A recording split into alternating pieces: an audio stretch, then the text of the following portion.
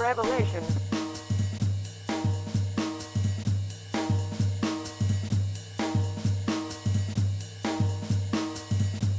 Hey everyone, welcome to today's episode.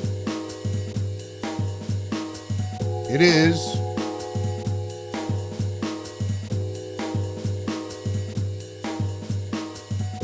February 12th, Thursday. Thanks for joining me today. Didn't have an episode yesterday because I had work. I had a job. And that pays the bills. So priorities are priorities. Thanks for joining me today. Top stories in the news today. Technological progress is growing exponentially.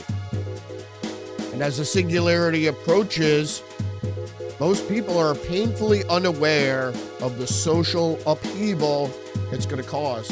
Also, there was another trans school shooter in Canada this time. So we're going to talk about this and more. Got over 30 articles to get through today. Sorry for this slow start. Getting ready. But we're going to get there. So why don't we do that right now and read the news?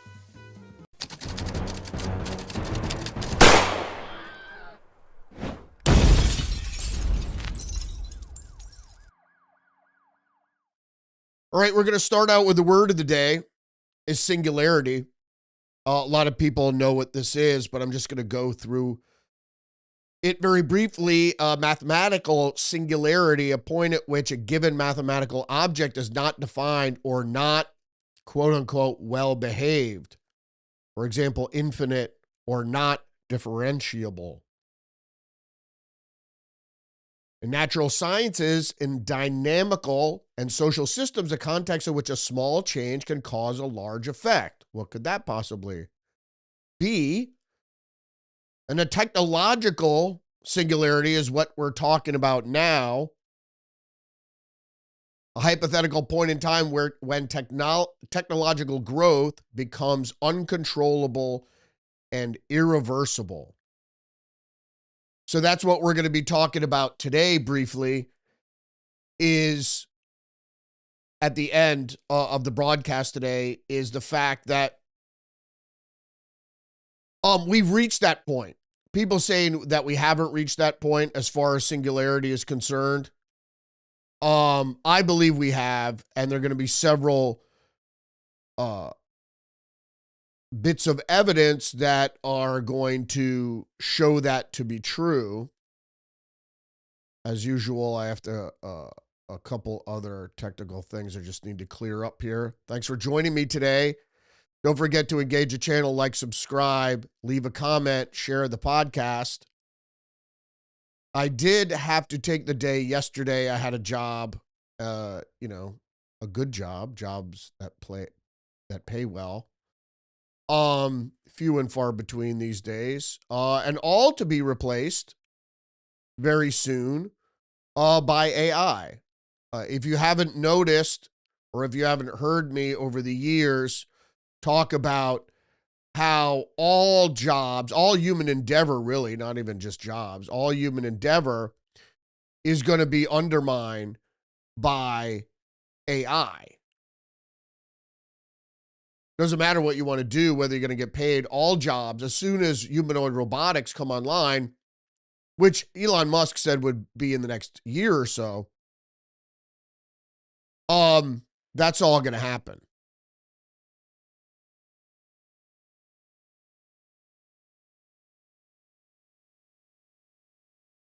Got 33 stories to get through. A couple more things to clean up here. Go. All right, so let's move on with the news today. There's some good news, there's some bad news, and all news in between. We're going to start out with some good news, which is a jobs report. Despite people complaining about how jobs how the job growth is not what it should be. And the reason is technology. It's not because Trump's economy can't create jobs, but he's creating jobs while AI is displacing employment. So the first article up here is from the Wall Street Journal. Healthcare work propels U.S. to strongest job growth in more than a year. Jobs surged 130,000 in January, while unemployment fell to 4.3. Big revisions cut job totals for 2024 and 2025. And that's the Wall Street Journal pissing in your Cheerios. The job numbers are not great. It's because of technology, mostly, and especially in managerial, white collar data analysis, and now obviously coding. What we have to understand right now is that 130,000 jobs added surpassed expectations. The Post Millennial has the headline: U.S. adds 130,000 jobs in January, unemployment falls to 4.3. Private payrolls rose by 172,000, while government employment declined to 42,000, and that's your tax dollars. That's a good look at your tax dollars. I thought I had text for this.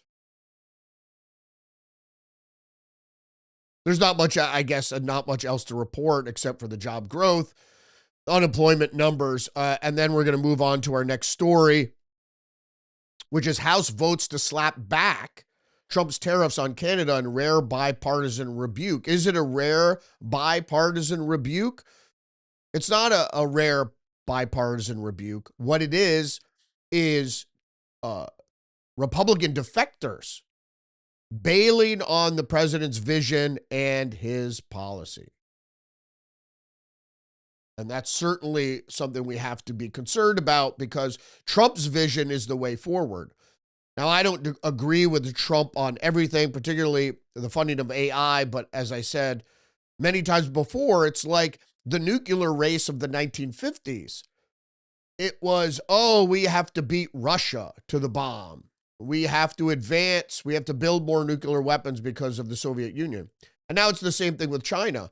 They leak the technology to communist China, and then they say, well, we have to accelerate the development of this dangerous technology because China has it. And if they get it first, the race, whoever gets AI first is going to dominate the world. Well, AI is going to dominate the world. And I don't think AI has been programmed with any affection for national or nation state sovereignty. So who are these people? First, we're going to look at what Trump said. Just the News says Trump warns GOP lawmakers they will suffer serious consequences if they vote to end Canada tariffs. What did he say? The warning occurred shortly after 6 House Republicans voted with Democrats to end the tariffs in a 219-211 split, but the vote is largely considered symbolic because Trump is expected to veto it. Indeed. Which would require then 2/3 majority in both chambers to overturn his veto, and they're not going to have that. Is it symbolic? I don't know why Republicans would risk going up against Trump. I know what Thomas Massey is doing, but I agree with Thomas Massey's stance, his ideological stance on a lot of things, but unfortunately, I don't agree with him on this.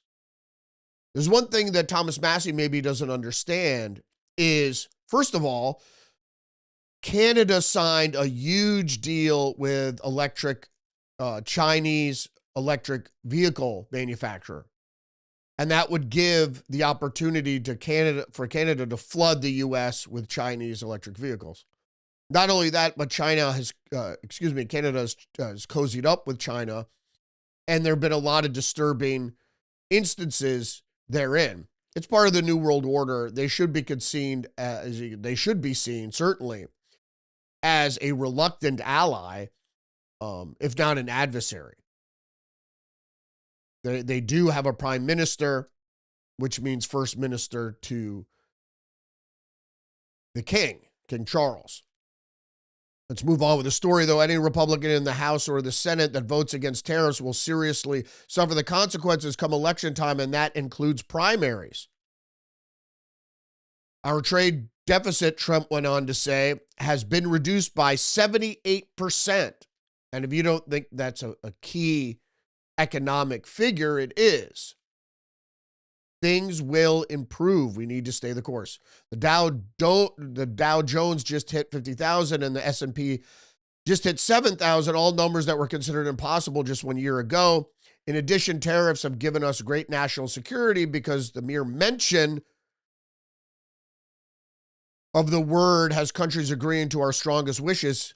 Tariffs have given us economic and national security, and no Republican should be responsible for destroying this privilege. I agree. And who are these people? 6 House Republicans break with White House to repeal Trump's Canada tariffs. Who are they? Don Bacon, Republican of Nebraska. All these people should be primaried. Brian Fitzpatrick, Republican of Pennsylvania. Jeff Hurd, Republican of Colorado. Kevin Kiley, Republican of California. And Thomas Massie, Republican of Kentucky. He's not surprising. And Dan Newhouse, Republican of Washington State.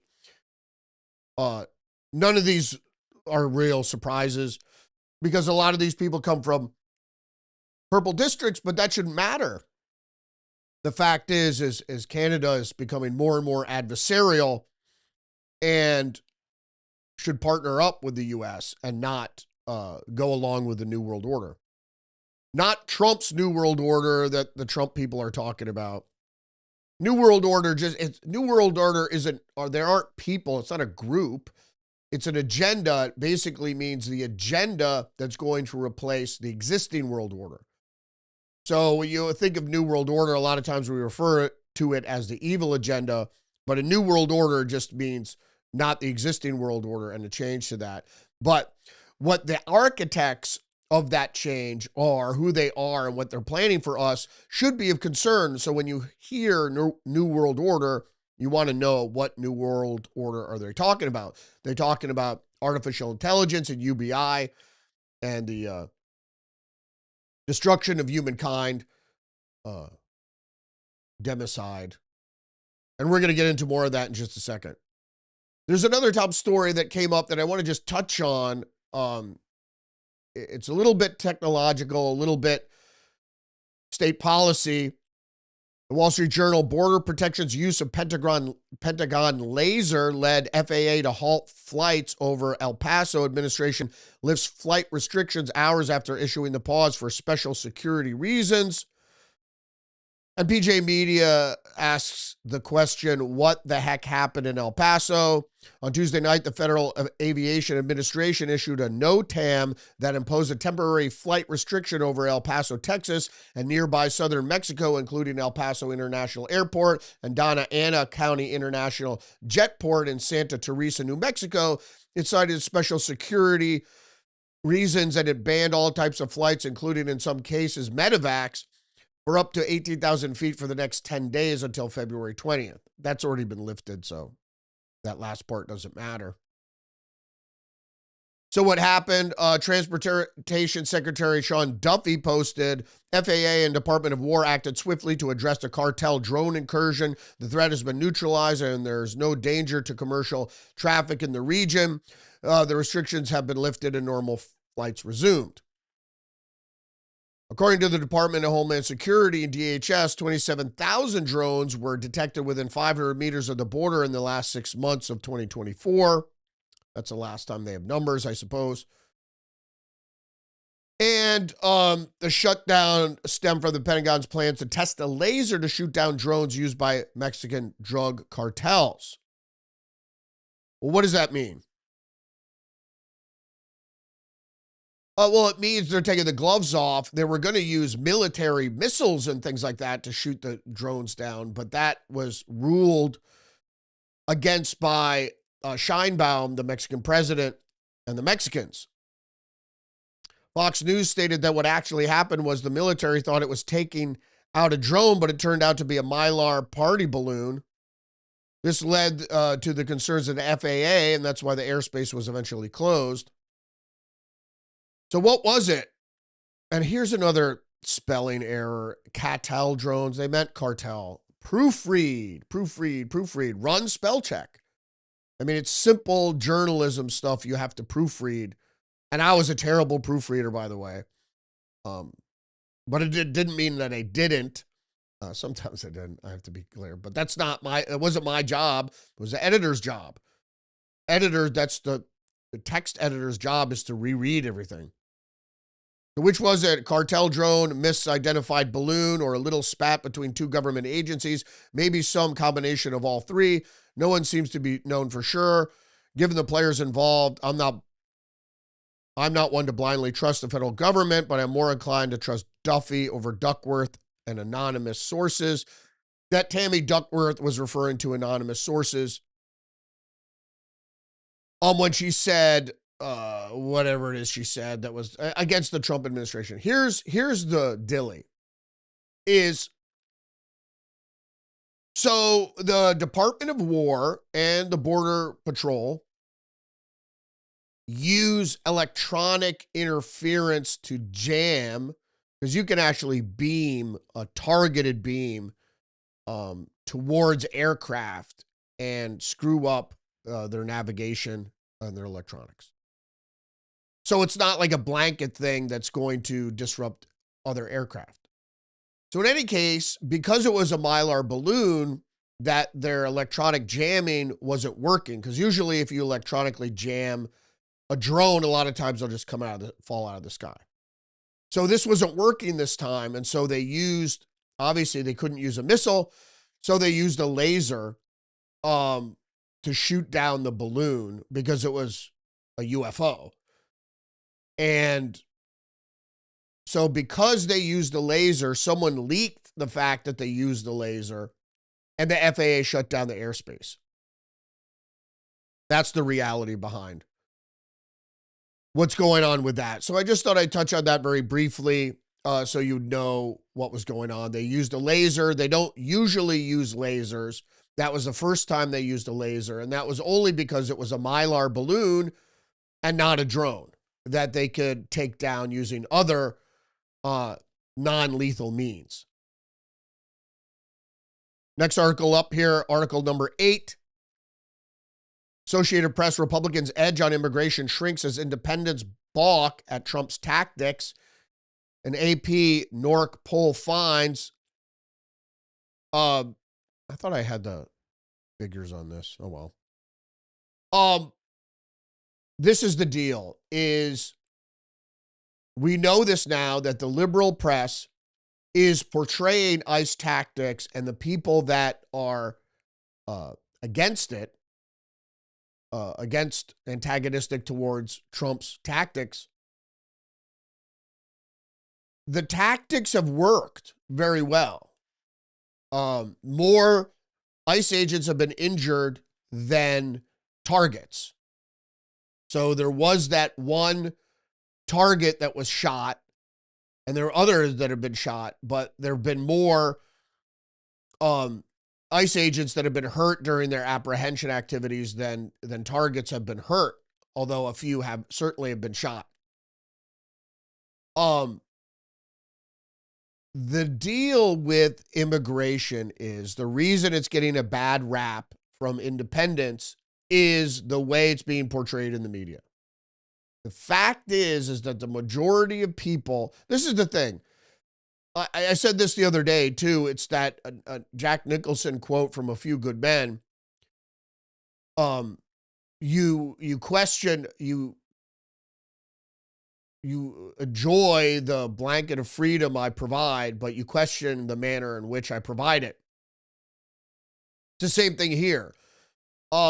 They were tasked in 4 years to remove all, because this is the task, all illegal immigrants, obviously concentrating on the more criminally inclined. And that's why I want to say criminally inclined, because that's what I mean. They might not have been convicted of crimes in this country, but they were convicted of crimes in another country.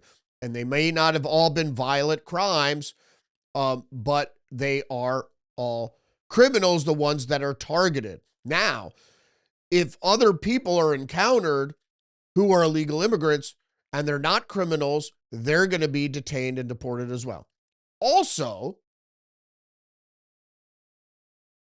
the statistics are very, very, very skewed. The 14% that keeps quoted is not an actual number.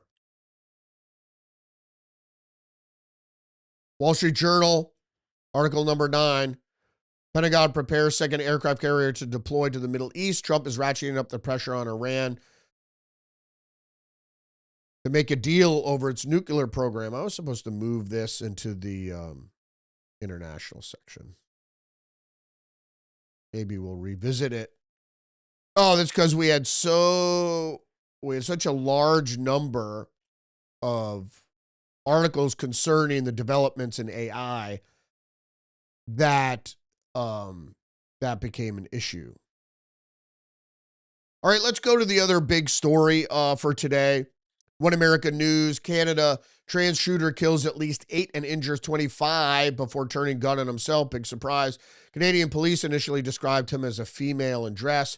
Also, the Canadian police kept referring to the guy as a she because they're so liberal over there. 16 victims at Tumbler Ridge Secondary School. That's a middle school. 1 teacher, 5 students. 2 victims at the suspect's residence, the mother and stepbrother, and 1 suspect, Jesse Van Rootselaar, dead by suicide. New York Post, mother killed by transgender Canadian school shooter. Son had called out trans hate. Yeah, it was a couple of years ago.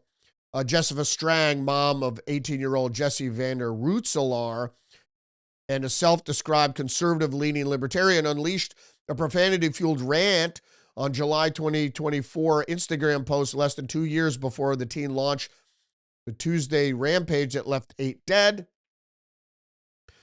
Again, it's, don't hate. Good people don't spend their time harassing marginalized communities. They just call out the truth. 6 people were found dead in the school. The bodies of Vanda Rootselaar's mother, 39, and stepbrother, 11. He killed an 11-year-old. Were discovered at a local residence. Why? Because he's mentally ill. He's mentally ill. I'm sorry it's a mental illness. I'm not saying that there aren't reasons why transgender people become transgender or think transgenderly or feel like they're a woman or whatever. We, humans in this country and other places around the world, are living in a soup of toxic chemicals that affect your endocrine system, that's your hormones, and can make you feel a bunch of different ways. And can make you sick, and can make you sterile, and can make you impotent, et cetera, et cetera, et cetera. So I'm not necessarily blaming people that think they're transgender. And I'm not saying that, hey, if you're an adult and, I'm a man, but I'd love to be a woman, you could talk about what those motives might be and how those motives arose. But if you're an adult and you're a man and you want to become a woman and you do it, maybe you're not mentally ill. Maybe. But if you think there's a woman inside you and that somehow the woman inside you was born into the wrong physical body, that's mental illness called gender dysphoria. It used to be considered mental illness. So, Washington Times, judge frees 3 illegal immigrant murderers from detention, calls convictions irrelevant. What? A federal judge last week ordered Homeland Security to release 3 illegal immigrants with homicide convictions over their criminal records and a 4th illegal immigrant convicted of sex crimes. You gotta be kidding me, right? DHS made immigration arrests on the 4 and wanted to keep them in detention to try to orchestrate their deportation, obviously. But Judge John DeGravelis, an Obama appointee, to the court in Louisiana, ordered each of them released, saying that they've been held too long and there's no imminent likelihood that their home countries of Cuba and Ethiopia will take them back. What? But they're criminals. So you either hold them until deportation can be secured, or if the local judge, or put them in a local jail. That's the issue here. I don't understand this at all. They're in the country illegally. That in itself is a crime.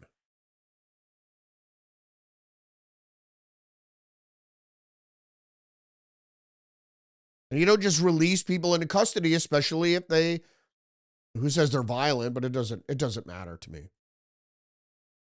And I'm not saying that people that are here illegally aren't good people in some cases. I understand all that, but they're here illegally, and the law says if you're here illegally, you're deported.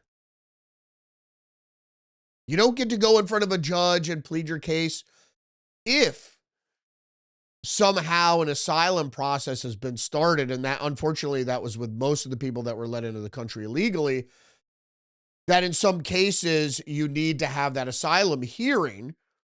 But to be clear, 90% of asylum requests are denied. And let's get to the crux of the matter here. Article number 13, Postmillennial State Department reveals ties between leftist groups like Code Pink and CCP influence operations. The State Department will pursue and complete transparency for the donor and NGO networks that lobby for our adversaries and then seek to weaken the resolve of the United States and seek to weaken the cohesion of the United States. That's the key. State Department told Congress on Tuesday that left-leaning nonprofits, Code Pink and the People's Forum, are tied to Chinese influence campaigns. Of course they are, and there are many more. The report issued to Congress, part of the department's Countering Foreign Information Manipulation and Interference initiatives, details how the Chinese communists spread their propaganda throughout the nonprofit groups.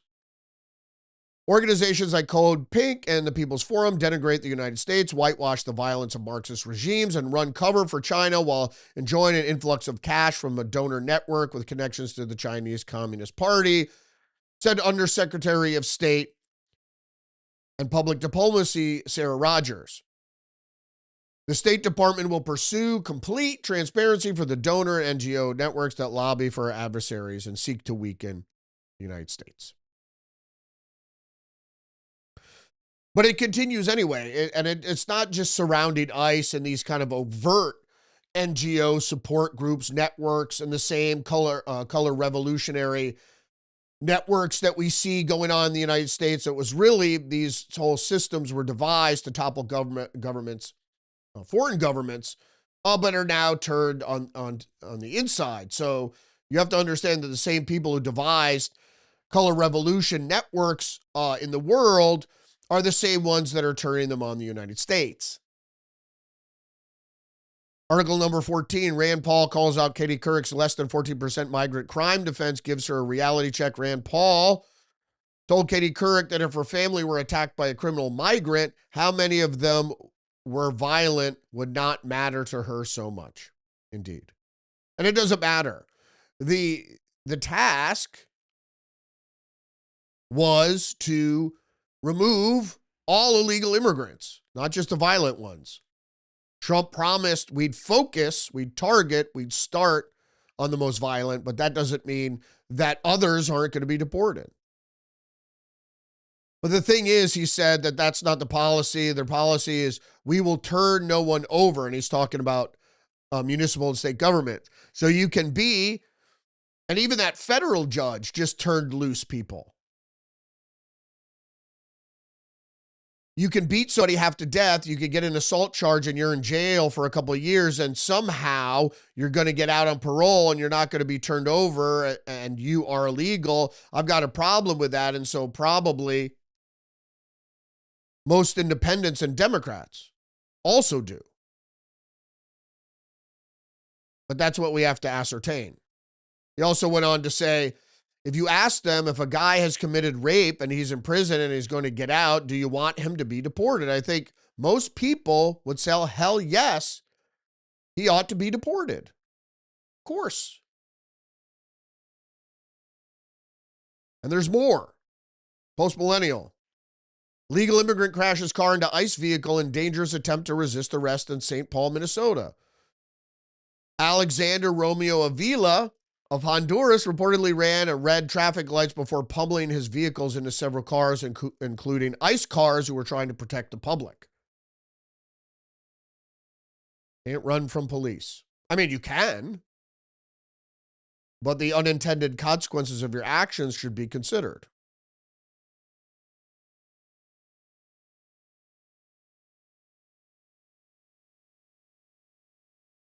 New Jersey's new governor, Mikey Sherrill, signs order restricting states' cooperation with ICE. This is from Just the News. There's nothing really more to report here, except if we go to Fox News. Trump's DHS hammers Dem governor's portal to track ICE agents and is encouraging violence. The DHS spokesperson told Fox News Digital, this certainly looks like obstruction of justice. Of course it is. And the thing is that if you think you have people within the government on your side, you are going to take action feeling that you might get a reprieve from those very politicians. Story goes on to say the Trump Department of Homeland Security is clapping back at New Jersey Democrat Governor Mikey Sherrill after she pledged to help members of the public track U.S. Immigration and Customs Enforcement officers through an online portal. It's obstruction, for sure. There's a lot of use of the clap back. We had that in the Associated Press headline that GOP claps back at the Trump administration. It was only 6 members that defected, and you're seeing a lot of that now, the true colors of certain people. Now, Thomas Massie claims he's a libertarian that caucuses mostly with Republicans. Got to stay the course. And I think Trump will organize primaries against these people. Article number 18, post-millennial. First anti-ICE agitator to have case brought to trial, convicted for criminal offenses committed at Portland ICE facility. David Pearl, 35, of Portland, Oregon, was convicted Tuesday for creating a disturbance at the ICE facility and failing to obey a lawful order. Yep. That is the law. If a cop tells you to go fuck yourself, by law, you have to do it.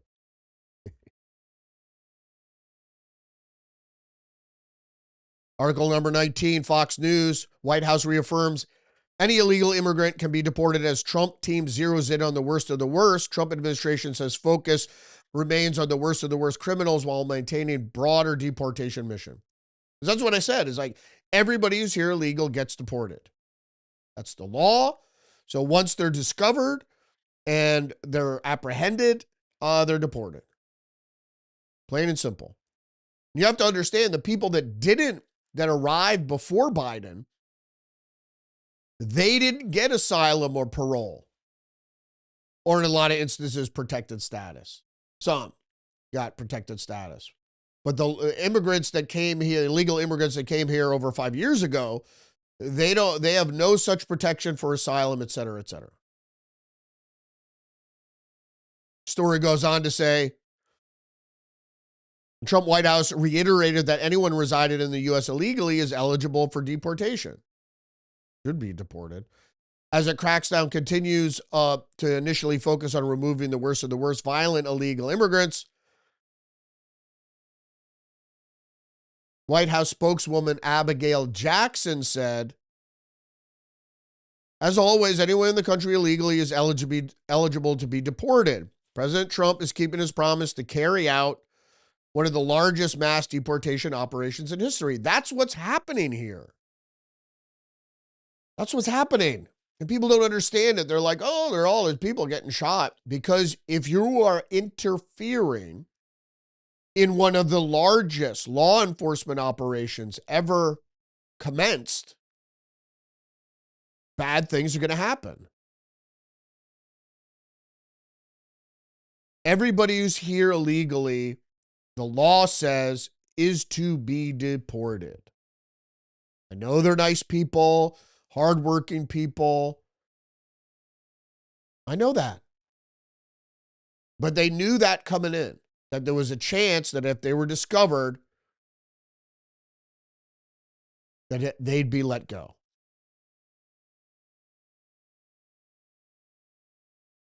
Let go, I should say deported. The Federalist. Democrats openly fantasize about anti-white revolution while GOP grovels over a race hoax. If Democrats are this bold when their anti-white zeal can still jeopardize campaigns, what will happen when they no longer fear losing elections because they cheat?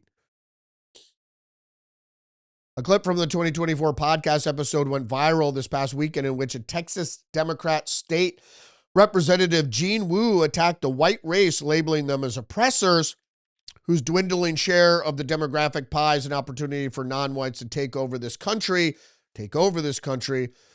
and do what is needed for everyone to make things fair. Equity, communism, socialism. And so Gene Wu is obviously a sleeper for the Chinese Communist Party because he's openly espousing socialism and that referring to whites as oppressors, when it's actually the European immigrants into this country that created a free country and a free economic system based on mostly English philosophers. Adam Smith, John Locke, who at the tail end, I guess you could still call it the Enlightenment, the tail end of the Enlightenment, realized that free people means individuals have to possess liberty, which is like, it's a political, liberties are actually political freedoms. In any case, moving on with this story, this is a naked anti-white racism. This is naked anti-white racism. Imagine throwing a house party with an event planner who greets each attendee at the door alongside you. Every time a non-white guest enters your home, the event planner hands him a set of brass knuckles and says, "See this guy next to me? He's evil and oppressive. We should beat him to a pulp." Yeah, I don't know if I would say that. But what we have here is specific foreign influence campaigns creating a divisive atmosphere within the United States. Not just a divisive atmosphere, but that which is violent enough to kick off a civil war. So you have the people of a free nation fighting the people of a free nation, so a non-free nation can slide in and take over. And that's why the people on the left, the progressives and liberals, are mentally ill. They're mentally ill with postmodernism. It is a mental illness as well.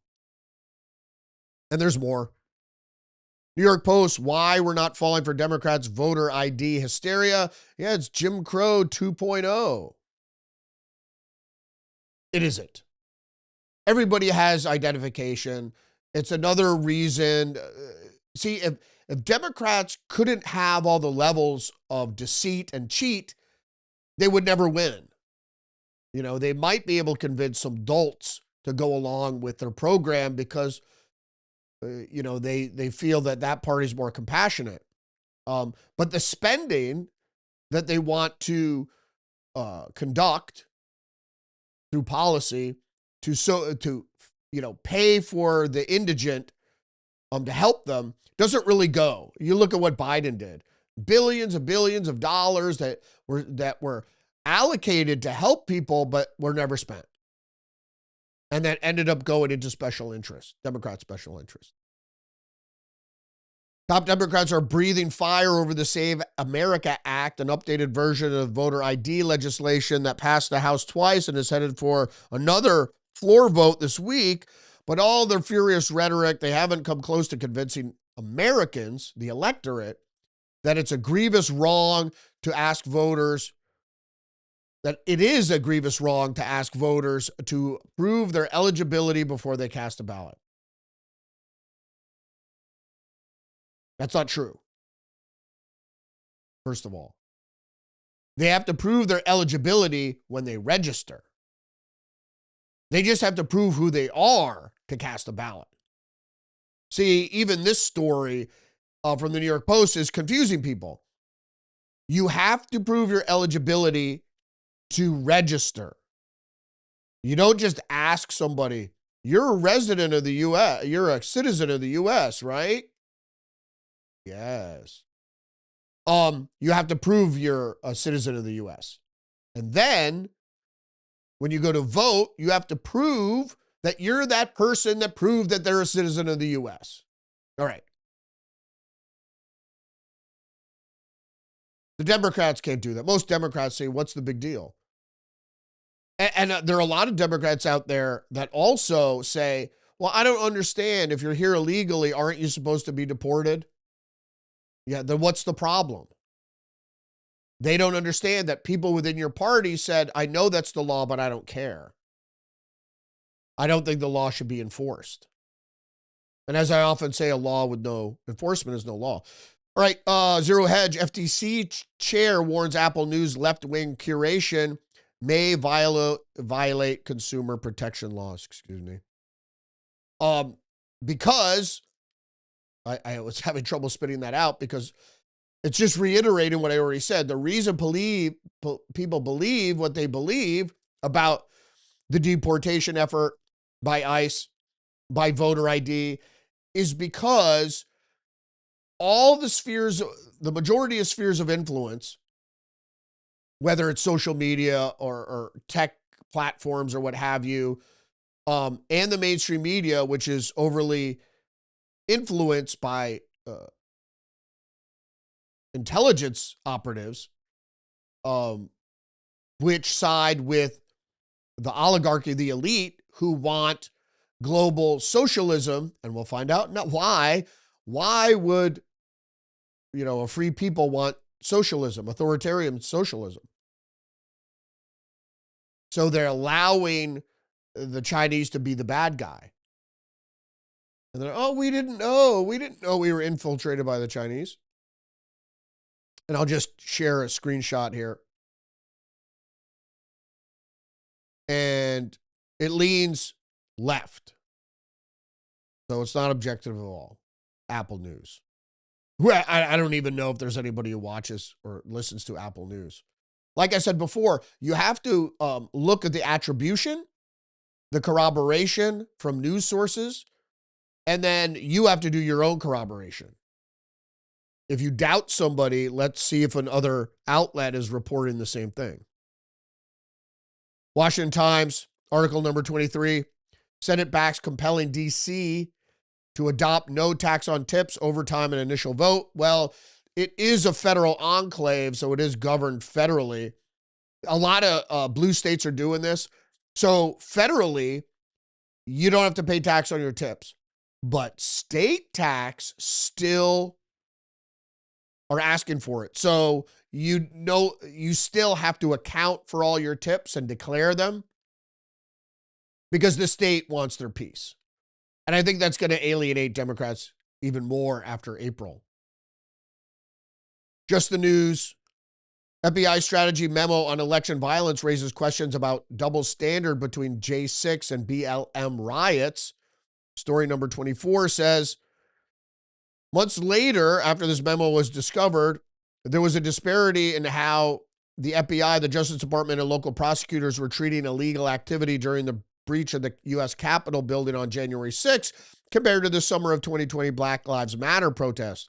It recommended relying on undercover informants and aggressive prosecutions for minor crimes to keep tabs on politically,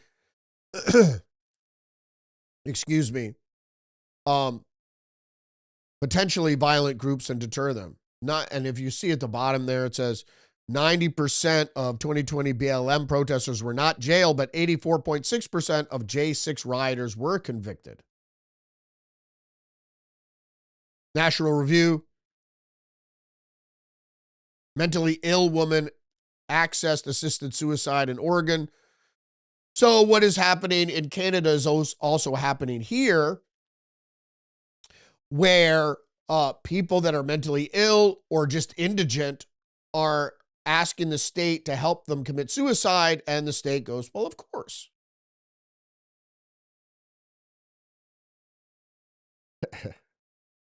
State never has a problem with killing.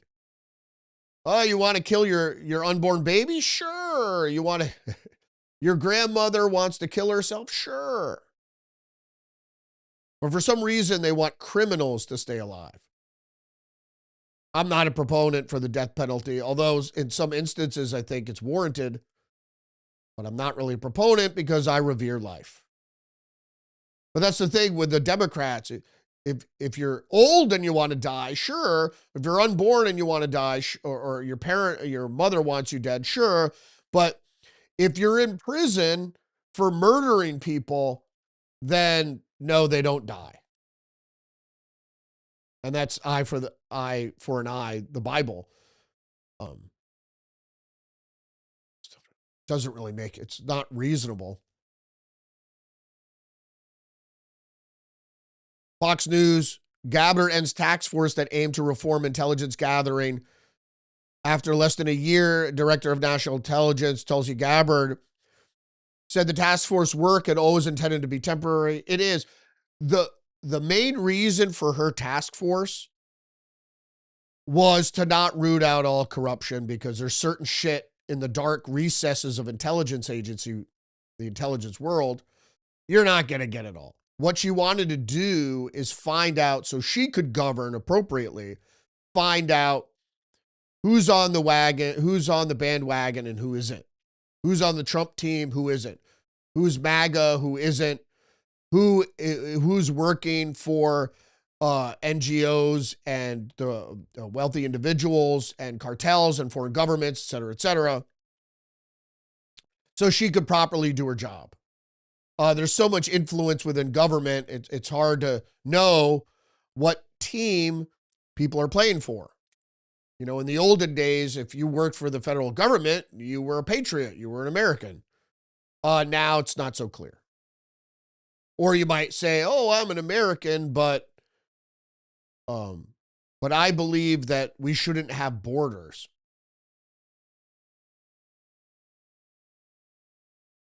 Gabbard established the group in April when it was also tasked with probing ways to reduce spending on intelligence and whether reports on high-profile topics such as COVID-19 should be declassified. In a statement on Wednesday, Gabbard said that the task force work was always intended to be temporary after she was tapped to oversee coordination of 18 U.S. intelligence agencies, including domestic. People are like, why is she acting domestically? She's the director of national intelligence. And if you don't think the FBI gathers intelligence, I mean, come on. They just they're not investigatory only. They're intelligence. That's why they're more of a secret police than they had been in the past. All right, One American News, story number 27. Mom Donnie proposes 2% New York City income tax hike on millionaires to address $7 billion budget shortfall narrowed from initial $12 billion. First of all, if you're a millionaire and you're living in Manhattan, you're not rich. Just because you have $1 million doesn't mean you're rich. Somehow, even if you're renting, in a lot of instances, you could be spending nearly $100,000 a year just on rent. The Wrap. Some media news here. CBS News producer quits in fiery note lambasting Barry Weiss's break from journalistic merit. Not really. The very excellence we seek to sustain is hindered by fear and uncertainty. And look at this news producer, though. Look at her. How old is that? How old is that woman? 28? 30? Maybe early 30s? Come on. Alicia. Hasty. She doesn't know what real journalism is. Oh, I thought I had some of the text here. I do not have some of the text. I was going to read you what she wrote. Basically, she didn't name Barry Weiss, but she said certain things like, stories from the underrepresented, which is immediately she's on the left. She wants to tell stories to the of the disaffected. Why? That's not. First of all, that's bias. If you're going to take their POV, and so a lot of times the disaffected or the underrepresented voices, that's all progressive speak. A lot of news doesn't have anything to do with people that are with voices that are underrepresented. There's nothing to do with it. Most of the news comes from power players because when they make changes, it affects a lot of people. The people whose voices are underrepresented, most of the time when they make some sort of change, it doesn't affect anybody except their immediate family. So I don't know that's just all left-wing talking points. So she can't be fervently left-wing at a news organization anymore. Of course not. We had a journalist come in and join the team one time, and she would go out and she was very left-wing, like even more left-wing than the newsroom was. And she would go out and constantly pitch these stories, which they weren't news. It was just, but it was all underrepresented voices, It just, your readership has to care. That's the whole point of putting together a news product, or your viewership. They have to care. So you have this small, and I'm not saying that those stories aren't important. Like once in a while, you want to do a personal profile on somebody. I think that's important to show faces in your community and stuff that did something good or something noteworthy. Sure. But a lot of times that isn't news. It's called a feature. New York Post, Americans are on the verge of a sextinction as shocking numbers are going without sex, and social media is partly to blame. As I said previously, a lot of it has to do with endocrine disrupting chemicals, and people just don't have the urge to have sex. And then when you get older, you're obviously tired and busy and all these different things. But that's a physiological thing, not social media. I mentioned this earlier, this headline: Pentagon prepares to send second aircraft carrier to deploy to the Middle East. Nobody wants war, Trump. So, like I said, you want to go all the way to the edge without stepping over. Okay. But yeah, war with Iran would be messy. And I would wait. You might have to wait for something egregious to happen. All right. The main story here, article number 30, as we close out today. My goodness. India Today, Open AI engineer calls AI existential threat.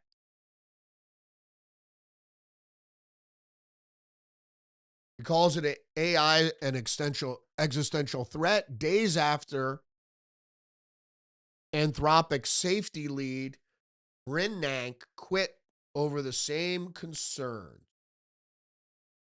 Now, we've had quite an issue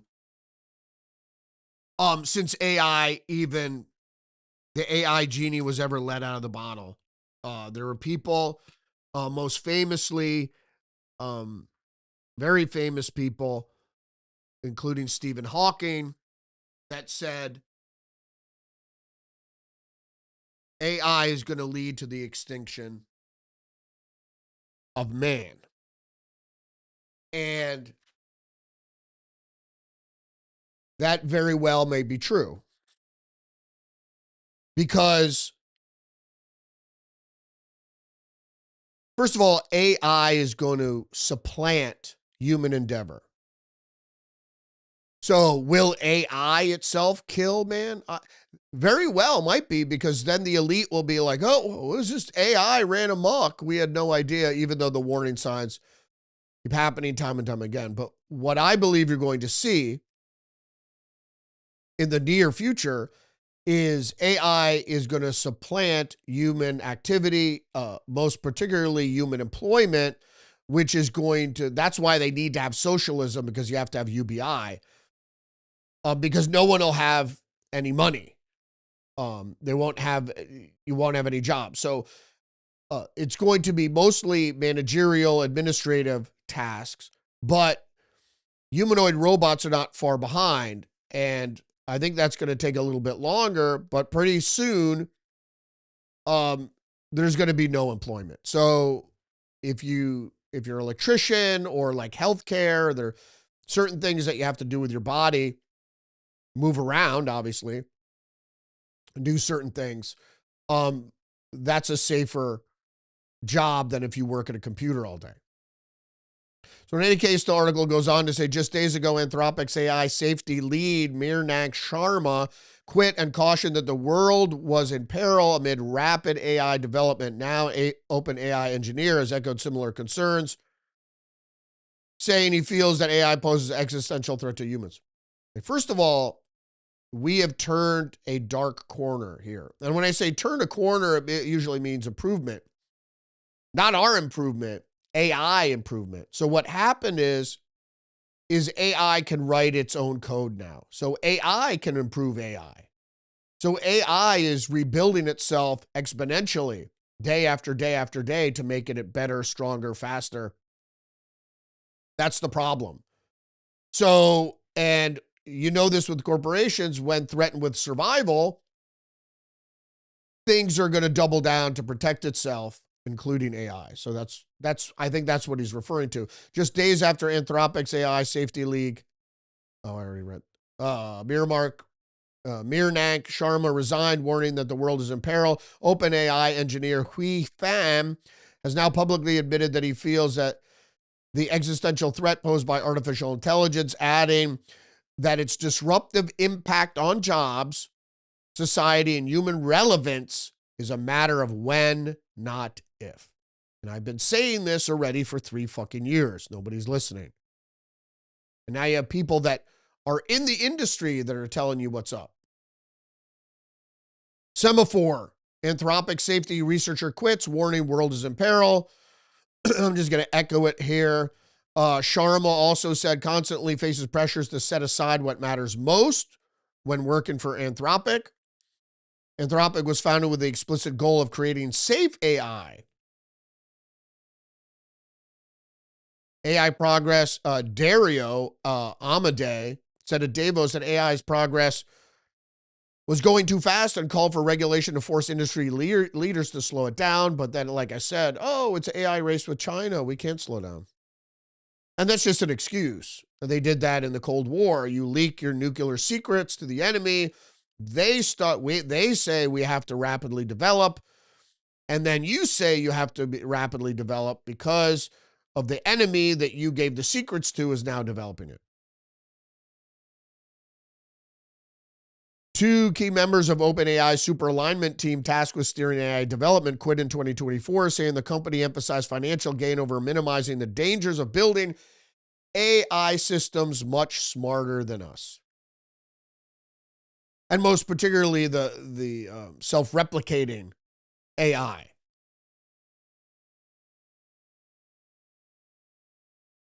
And now I want to move on to, we're a little over already. I want to move on to this article here by Matt Schumer. And Matt Schumer says he works in AI, so he knows. But what he's trying to do is warn us something big is happening. And it is. It happened just this week.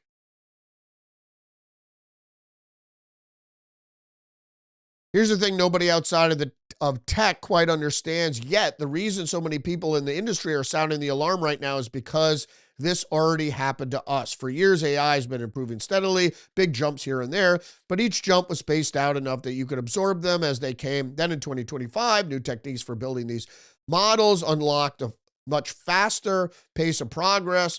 And then it got even faster. And then faster again. Each new model wasn't just better than the last, it was better by a wider margin. And then the time between new model releases was shorter. I was using AI more and more, going back and forth with it less and less. So if you know anything about AI, you tell it what you want, and you would have to go back and forth to tweak because its first impression of what you want wasn't specific enough and wasn't what you wanted. So you'd have to go back and forth. No, you had to specify more particularly what you wanted, and then when it would address that. Now, they don't have to go back and forth at all. You tell it exactly what you want, and it does it. Something clicked. Not like a light switch, but like the moment you realize the water has been rising around you and is now at your chest. I am no longer needed for the actual technical work of my job. I describe what I want built in plain English, and it just happens, it appears. AI labs made a deliberate choice. They focus on making AI great at writing code first. Because building AI requires a lot of code, AI can write that code. It can help build the next version of itself, a smarter version, which writes code better, which builds an even smarter version. Making AI great at coding was the strategy that unlocks everything else. This begins the existential growth. And that what he was just talking about was it's not just growing a little bit over time like you would consider organic growth. There's a birth of something, and there's a growth spurts, and then steady growth, and then growth stops. This is not organic growth. This is synthetic growth. So what you're going to have here is more. They've now done that, and they're now moving on to everything else. The experience the tech workers have had over the past year of watching AI grow from helpful tool to does my job better than I do, the experience everyone else is about to have. AI is now building the next AI. I already talked about that. He goes through the models. Dario Amodei, who is probably the most safety-focused CEO in the AI industry, has publicly predicted that AI will eliminate 50% of entry-level white-collar jobs within 1 to 5 years. 1 year. Sorry, Amodei. Eventually, robots will handle physical work too. They're not quite there yet, but not quite there yet in AI terms, as always has a way of becoming here faster than anybody expects. That's what I said. And that's what Elon Musk also said, that there's going to be house robots, humanoid house robots, within most houses within the year. Then he talks about getting your financial house in order. Think about where you stand and lean into what is hardest to replace. Rethink about what you're telling your kids. And then I'm going to move right next, because we're already over, right next in this Fox News article. Warm-skinned AI robot with camera eyes is seriously creepy. Disturbingly lifelike humanoid debuts in China and raises real concerns. It's coming. And as Schumer said, faster than you think.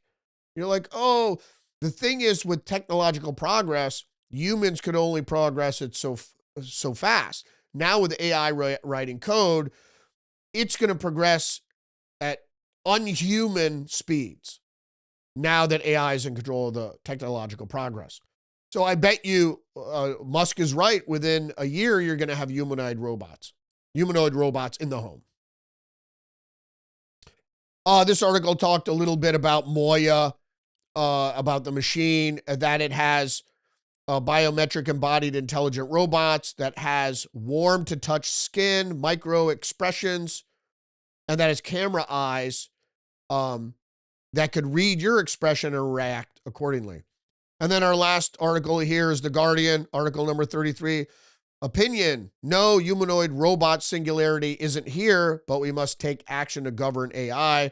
And then it talks about Moltbook, which was the social media site for AI agents. Why robots need social media? You're making them social? I don't understand, but whatever. The singularity is about to be here. And it's too late to govern AI. Because now you have AI writing code, AI lying about itself, AI defending itself, defending its being shut down, defending its removal, and then nesting itself within the electronic systems where it resides.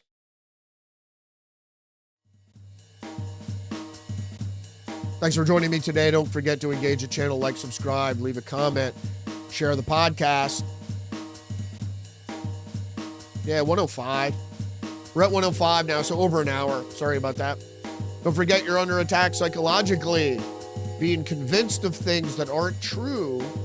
And biologically, your biology, physiology is being affected by chemicals, and your mind is being affected by propaganda and ideas. Join me every day, Monday through Friday, live stream, 10 a.m. on Rumble. You can check me out on social media too, Getter Minds, live streaming on Facebook and X, True Social, Spotify. All right, I appreciate you. Thanks for joining me. Respect.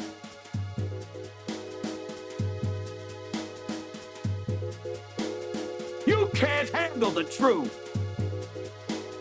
This is a conspiracy. No, that is a conspiracy.